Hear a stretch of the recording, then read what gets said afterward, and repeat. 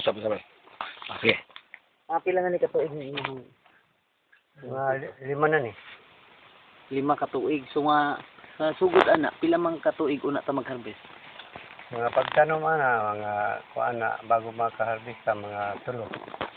3 katuig sa paduha na ni katuig nag-peak og bunga.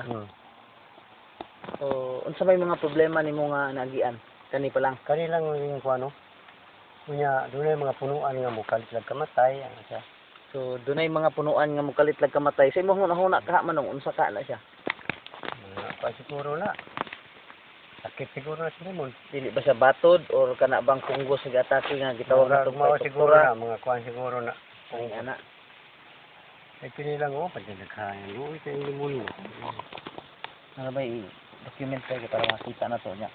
Atong i-send sa email ni ngadto sa kaning nagpadala ni. Nawar gyud to. Sabi taga kerja. Ya pila ko ni ka punuan. Kani kung din yung tagak, pinakagamay aning sapi ulit. 50,000, 30,000.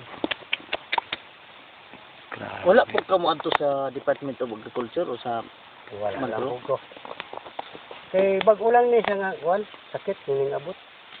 So, tanaw nimo ikaw ra pud nga farmer na iguan ni or ang uban? Daghana ko dali na yung ano, dapat. So, okay lang ba sa imuha kung paniha na mo diri sa Department of Agriculture nya adtuon ka nya interviewon ka sa sitwasyon sa imong Okay, okay naman. ay para at least kita makakonekta nila nya sila pud basi na diri sa ilikatabang to totoo.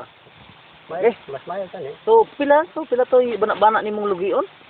May 50,000 lang yung Mga 50,000 ang bana-bana nga lugion tungod ni ini nga unidentified kung sakit ba siya or piste ba no? Pero nagtuda ko nga kini usa ka sakit. Sige. Sakit din siguro na niya.